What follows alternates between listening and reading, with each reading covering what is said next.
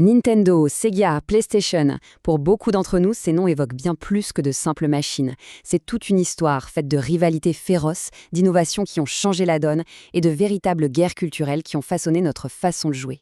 Aujourd'hui, on va remonter le temps pour revivre ensemble cette incroyable épopée. Imaginez un peu. Au début des années 90, cette image, c'était le résumé parfait de la situation. Dans le coin rouge, on avait Nintendo, le roi incontesté. Et dans le coin bleu, Sega, le challenger super audacieux. Leur affrontement pour dominer le marché des 16 bits, ce n'était pas juste de la concurrence, non. C'était une véritable guerre culturelle qui se jouait jusque dans les cours de récré. Alors, voici notre programme pour ce petit voyage. On va d'abord explorer les origines, puis on revivra la fameuse guerre des géants. Ensuite, on décryptera la révolution PlayStation, on fera un détour par le jeu portable, et pour finir, on analysera le paysage actuel. Allez, on commence par le tout début. Mais avant ces grandes batailles, il faut bien comprendre qu'il y a eu une naissance, et aussi une crise. Une crise si profonde qu'elle a failli tuer l'industrie dans l'œuf. Alors retournons au tout premier pas du jeu à la maison. On est en 1983, et là, c'est le chaos. Le marché est complètement inondé de consoles médiocres, de jeux bâclés, et la bulle finit par exploser. C'est un effondrement total.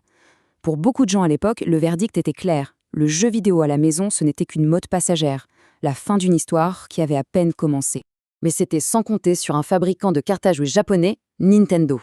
Avec sa NES qui arrive en France en 1987, l'entreprise ne se contente pas de ressusciter l'industrie. Non, elle établit de toutes nouvelles règles, avec des jeux de très haute qualité et un contrôle très strict.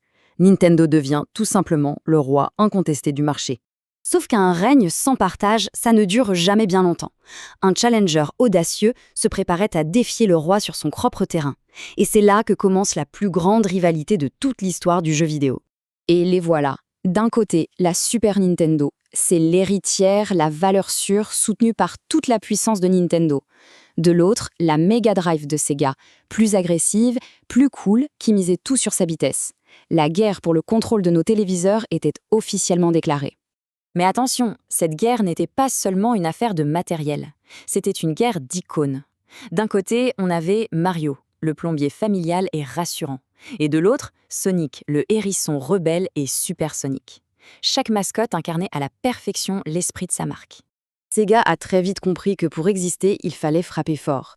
Leur marketing était incroyablement agressif et on s'en souvient bien en France avec ce slogan culte.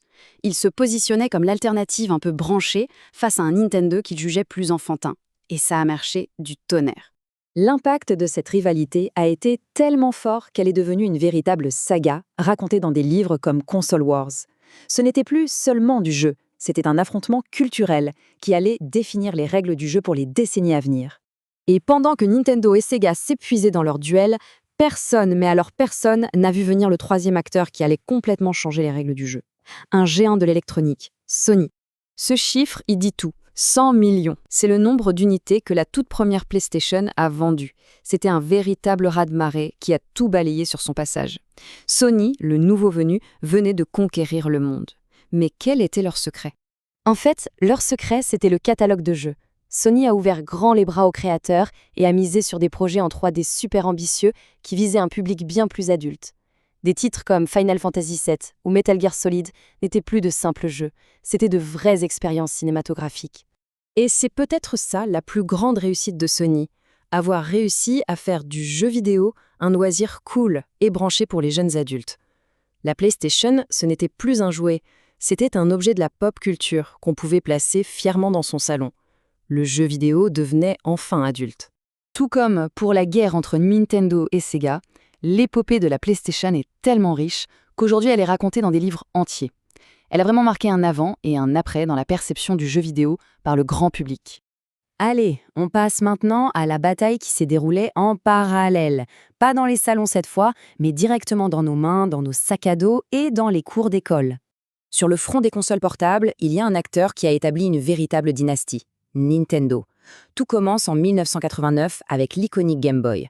Elle va évoluer au fil des années, en passant à la couleur en 98 et même en intégrant un appareil photo avec la DSi en 2009. C'est un règne qui a duré presque 2 décennies. Et d'ailleurs, un petit fait amusant qui montre à quel point cette console est ancrée dans la culture française, c'est le fameux débat sur son genre. Officiellement, Nintendo utilise le masculin, mais dans la vie de tous les jours en France, la Game Boy s'est très largement imposée. Un petit détail qui en dit long. Après avoir traversé toutes ces guerres, toutes ces révolutions, la question c'est où en sommes-nous aujourd'hui? Eh bien, le champ de bataille a radicalement changé. Le paysage actuel, c'est l'héritage direct de toutes ces histoires. Sony, avec sa PlayStation, continue de dominer le marché traditionnel. Nintendo, toujours un peu à part, a encore tout réinventé avec le concept hybride de la Switch.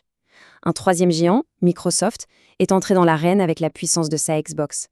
Et Sega, l'ancien rival, a sagement quitté la bataille du matériel pour devenir un éditeur de jeux très respecté, publiant même ses titres sur les consoles de ses anciens concurrents. Toute cette histoire, qui s'étend maintenant sur plus de 50 ans, a forgé une des plus grandes industries culturelles au monde. Chaque console, chaque jeu, chaque bataille a laissé sa marque. Et tout ça a contribué à l'écosystème incroyablement riche qu'on connaît aujourd'hui. Et on va finir avec une question qui nous tourne vers l'avenir. Avec la montée en puissance du jeu sur mobile et du cloud gaming qui promet de nous libérer des machines physiques, est-ce que le concept même de guerre des consoles a encore un sens? La prochaine grande bataille se jouera peut-être sur un tout autre terrain. C'est une question qui reste ouverte.